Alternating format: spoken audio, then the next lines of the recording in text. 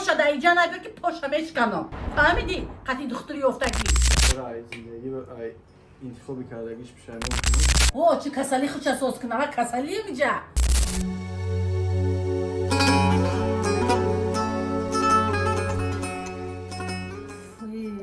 یک گوساله ما را اخمخ کرده. 75 کیلومتر ما عروس بینی رفتیم. ای بچم یا اوه یا چویرسکی حلقم چسبیده. Badreddin Kholov. یا عقل ندارن که یا اود بیارن یا چوید بیارن. نه که نه از میبینم رو دوست میدارم دوستیگر دیگه من نخواستم و چرا ای زندگی و ای انتخابی کردگیش پشیمون کنم؟ نه محمد و شجون چسبیده کنه. خیلی چخیلی که یا نصیحت نمیکنیشه بچم. این چخیلی عشق و عشقیه. ای خدا گیره. درست نه که او دختره که هم دیده میدی سود میخونه که جای دختری میخونده معقول کرده که میگه که دختر بگیرم مقصد و چم تبابت کنه یکون سعده ده یکون کسره بیماره شود دیگه او بینش کنم به همون خودی دیگه من روسی هیچیش نگفتم دختره که کشلوق که خیلی مردم کشلوق خوکسور کن خدا گیره دختریشه فهمیدی؟ اوه چه کسلی خوش اساس کنم. کسلی میجا. من سوز میکرده. من در کار نیسته. این قبینزین صرف کردیم رفتیم اومدیم. 75 کیلومتر رفتیم. اون چشم لقم جا بیایه. با من قطعی گم میزنم. شق شده. الله های نمیدونم بابا که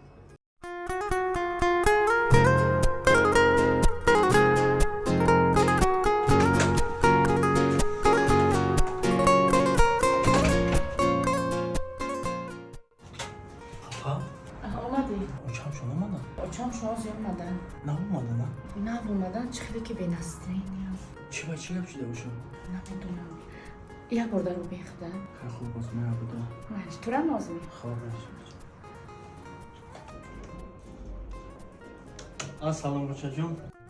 و علیکم السلام. عاشق شیجا؟ خیلی. بچه جون. کو چی گپ شده؟ چی گپ شد؟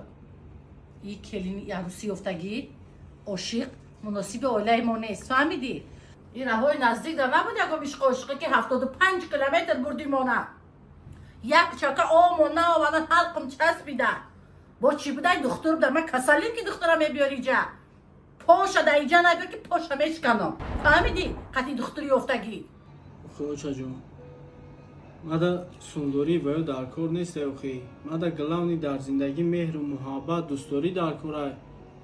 دوست میداری ایا راههای نزدیک دوست دار ایا طبقه خودمون دوست دار وابشه در اویله ما مناسب نیست میدونی تو منو شرمنده میکنی کاش که همین عموها گپ و گپ چکون نباشند با تمام مرا دسترخوان و دفتری پیش عموها میکنی فهمیدی ای رفته ایا جای کلین کردگی راهی خونه شو نبینه 75 کیلومتر احوالی دروازه‌هاش رو نبینه نمیشه فهمیدی این عشق و عشقت اکلت گم کن عذری زیاد برادرجانا که کمی هم باشند وقتی قیمت شما را میگیرم اگر شما همین نوا را تماشا کرده باشین و همین گونه رولیک های تربیتی با شما پسند باشد فراموش نکنید در کانال پادپیسات میکنیم در نوار یک دونه لایک میمونیم در کامنتاری حتما یک سخنی خوب مینویسیم و انشالله که با عید خوبتر و بهتر رولیک های تربیتی پیشکش میگردانیم باقی در پناه خدا باشین عشق و عشقت اکلت گم کن که چشمات کافته میگیرم فهمیدی من که مادر باشم گپی من ای اوچا جون اکا مادام مهم در زندگی یکدیگر فهمی ای دوستوری ای اوخی چی در کارای گفتی گپا سوم سنگی وای اومده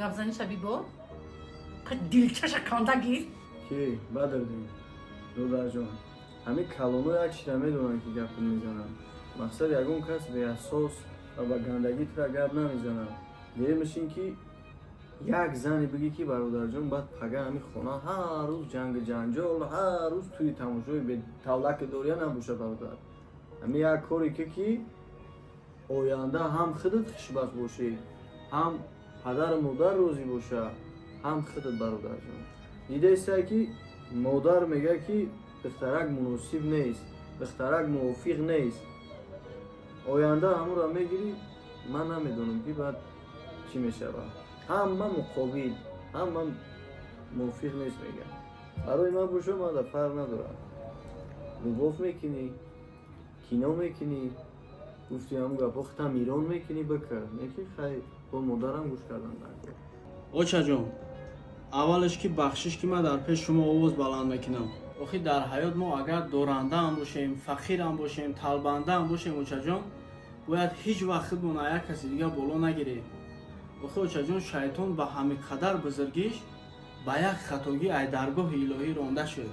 Ба як хатогие ки гуфт ман ай инсонда беҳтарам. барои ҳамун очаҷон, ака, дар ҳаёт ҳеҷ вақт коре накунем ки ғазаби худованд биёяю шуморам ай даргоҳаш биронад.